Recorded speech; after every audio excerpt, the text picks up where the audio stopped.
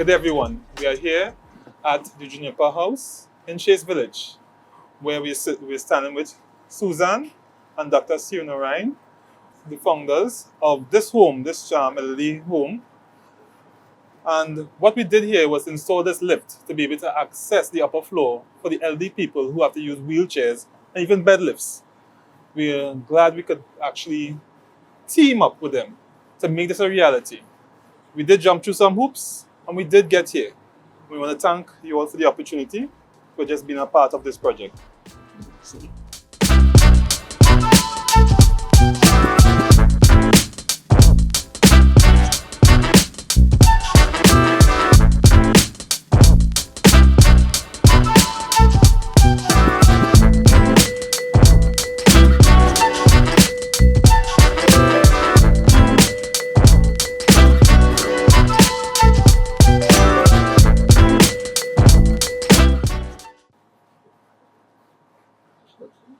So we would like to officially open the lift and Susan will do the honors.